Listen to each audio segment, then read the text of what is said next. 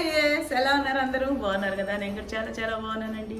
ఈరోజు ఈ వీడియో దేని గురించి అంటే ఈరోజు నేను లంచ్ కోసం చేసుకున్న ఐటెం గురించి అనమాట. ఇది నేను ఒక ఆమ్లెట్ తీసుకున్నాను. ఆమ్లెట్ని మీల్గా అంటే అన్ని రకాల రుచులు కలిపి ఒక ఆమ్లెట్గా వేసేసాను అనమాట. ఇష్టం ఉండేవాళ్ళు అంటే ఇలా ఫుడ్ ఇష్టపడే వాళ్ళకి చాలా నచ్చుద్దండి. అలా కాకుండా రైసే ఉండాలి, చపాతీ ఉండాలని ఇదే పొట్ట నిండుతుంది అని అనుకుంటారు, కానీ ఒకసారి ట్రై చేసి చూడండి. ఇదే నేను మీల్గా తీసుకున్నాను అనమాట. చేయడం చాలా ఈజీనే, ఏదైనా ఈజీనే, బట్ కొంచెం హెల్దీగా కూడా చేసుకుంటే బాగుంటుంది కదా. నాకైతే ఇలాగండి రకరకాలు అంటే మధ్యాహ్నం పూట ఎక్కువగా మెయిన్గా బాగా తినేది మధ్యాహ్నం పూటే కాబట్టి మధ్యాహ్నం టైం అయితే అదే లంచ్ టైము నేను రైసే అని అనుకోకుండా రకరకాలు చేస్తూ ప్రయోగాలు చేస్తూ తెలిసినవి చేస్తూ ఉంటాను. సో ఈరోజు ఈ మిక్సెడ్ వెజ్ ఆమ్లెట్, ఎగ్ కూడా ఉందండి, వితౌట్ ఎగ్ కాదు, వెజ్ ఆమ్లెట్ అంటే వెజ్జే అనుకుంటారు. ఆమ్లెట్ ఎలా వేసుకున్నాను అదే మెయిన్ మీల్గా తీసుకుంటే మనకు నచ్చుద్దా లేదా అనేది.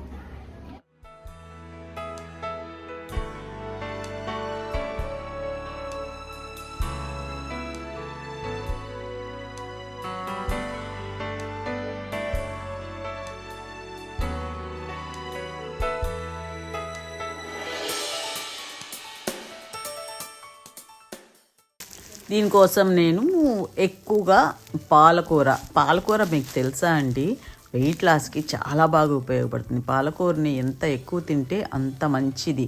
అంటే వెయిట్ లాస్ అవ్వాలనుకునే వాళ్ళకి జ్యూస్ చేసి తాగండి. పాలకూర బాయిల్ చేసి అన్నంలో వేసుకొని తినండి. ఫ్రై వితౌట్ ఆయిల్ ఫ్రై లాగంటే ఉడకబెట్టి పోపు పెట్టుకొని, అంటే పోపు అంటే కొంచెం ఆయిల్ వేసి అది కలుపుకొని తినండి. చాలా బాగా వెయిట్ లాస్కి అయితే పనిచేస్తుంది అనమాట. నేనైతే ఎక్కువ యూజ్ చేయడానికే ట్రై చేస్తూ ఉంటాను, ఎందుకంటే వెయిట్ లాస్ అన్న మాట వినిపించింది కదా. సో నేను పాలకూరని బాగా సన్నగా తరిగి పెట్టుకున్నాను. ఆల్రెడీ మన క్యారెట్ని కూడా తరిగి పెట్టుకున్నాను. ఉల్లిపాయ, ఆమ్లెట్ అంటే ఉల్లిపాయ లేకపోతే ఎలాగా ఆ రుచి తెలియాలి కదా మనకు. ఏది ఎన్ని వెరైటీలుగా మార్చినా రుచి మాత్రం అనుకున్నది తెలియాలి. అసలు ఈ ఆమ్లెట్ వేయడానికి కారణమే నాకు 2 days నుంచి ఆమ్లెట్ తినాలని అనిపిస్తూ ఉందన్నమాట. సరే రైస్ పక్కన సైడ్ డిష్గా ఎందుకులే అని చెప్పేసి ఈ విధంగా ప్లాన్ చేసుకొని ఇలాంటి వెజ్ ఆమ్లెట్ వేసుకొని మెయిన్ మీల్గా తీసేసుకున్నాను. తర్వాత కొత్తిమీర, దాని తర్వాత పచ్చిమిరకాయ అన్నమాట. కారం బాగా ఇష్టపడేవాళ్ళు ఇంకొకటి వేసుకోవచ్చు. నేను కొంచెం వేసుకున్నానండి, ఒక్క పచ్చిమిరపకాయ. ఇది పెద్ద కారంగా కూడా లేవు, కానీ కొంచెం కారం మధ్యలో తగులుతుంటేనే ఆ మజా వస్తుందండి కదా. కారం ఇష్టపడేవాళ్ళు ఇంకొక పచ్చిమిరపకాయ కూడా యాడ్ చేసుకోవచ్చు. నేను అంతకుముందు నాకు ఈ ఆమ్లెట్ గురించి ఇట్లా డైట్ గురించి మాట్లాడుకుంటూ ఉంటాం కదా, అలాంటప్పుడు ఒకళ్ళు చెప్పారనమాట, ఇది డైటీషియనే వాళ్ళు చెప్పారనమాట. సో అన్నీ కట్ చేసేసుకున్నానండి. తర్వాత ఎగ్ వైట్ సపరేట్ చేసేది కొన్నాను, అది ఎక్కడ పెట్టానో కనిపించలా. అందుకని ఇలా తంటాలు పడి ఎల్లోని తీసేయాలి. మొత్తం ఎగ్లో ఫ్యాట్ అంతా వచ్చి ఎల్లోనే అంటారు. మనం ఏంటంటే పిల్లలకు మాత్రం ఎల్లోతో కలిపే ఇవ్వాలండి, ఎందుకంటే వాళ్ళకి పోషణ అప్పుడే చిన్నతనం కాబట్టి పోషకాహారం ఇవ్వాలి కాబట్టి ఎల్లోతో కలిపి ఇవ్వాలి. నాకెందుకో చిన్నప్పటి నుంచి కూడా బాయిల్ చేసినా కానీ ఆమ్లెట్ అయితే అప్పుడప్పుడు వేసుకుంటాను, కానీ బాయిల్ చేసిన మాత్రం అస్సలు ఎగ్ ఎల్లో తీసేసి తింటా అనమాట. అదేందో ఒక అలవాటు. సో 2 eggs తీసుకున్నాను, దాంట్లో ఎల్లో తీసేసాను.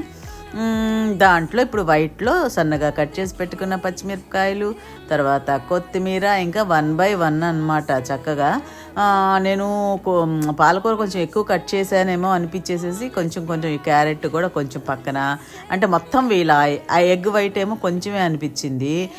సరేలే సరిపోద్దో లేదో మళ్ళీ టైట్ అయిపోతే బాగుండదని చెప్పేసి ఉల్లిపాయలు, ఇది పాలకూర, క్యారెట్ అన్ని కొంచెం ఉంచి మిగిలిచ్చి మిగతాది వేసాను అనమాట. దీంట్లోకి ఉప్పు వేసాను.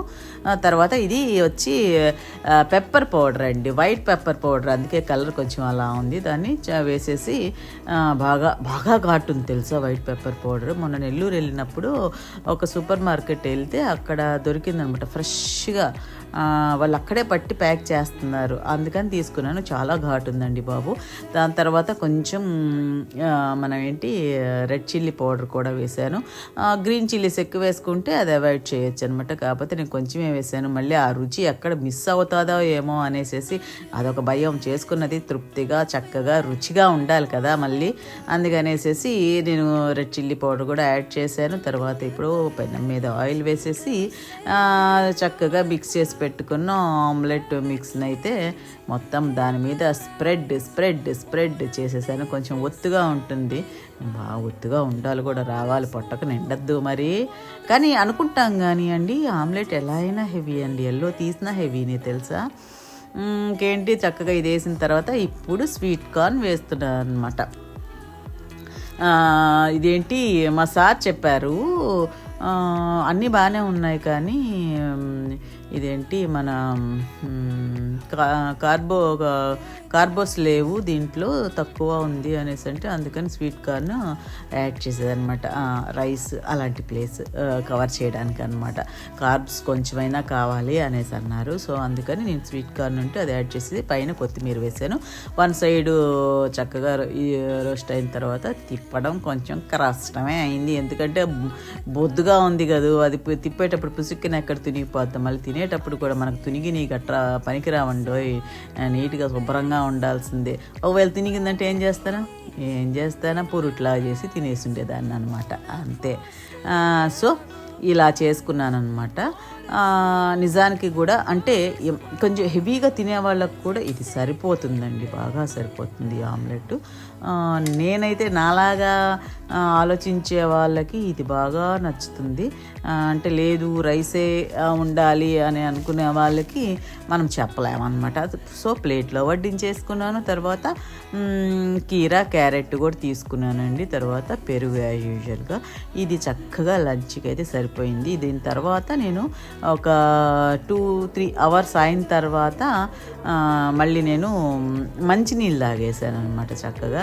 అప్పుడు ఇంకా అసలు అరగడానికి మళ్ళీ గ్రీన్ టీ కూడా తాగాల్సి వచ్చింది, అంత హెవీ. అనుకుంటారేమో ఒక ఆమ్లెట్ ఏం సరిపోద్దబ్బా అనేసి, సరిపోతుందండి చక్కగా. ఎప్పుడైనా ఇంట్రెస్ట్ ఉంటే ఇలా ఒకసారి ట్రై చేసి చూడకూడదు, బాగుంటుంది కదా. అప్పుడప్పుడు ఎప్పుడు ఒకే రకం ఏం తింటామబ్బా, అందుకని అప్పుడప్పుడు ఇలా ట్రై చేసి చూడండి. ఉండేదా మరి మీ లక్ష్మీరావు? ఎలా ఉందో మళ్ళీ చెప్పాలంటో మర్చిపో.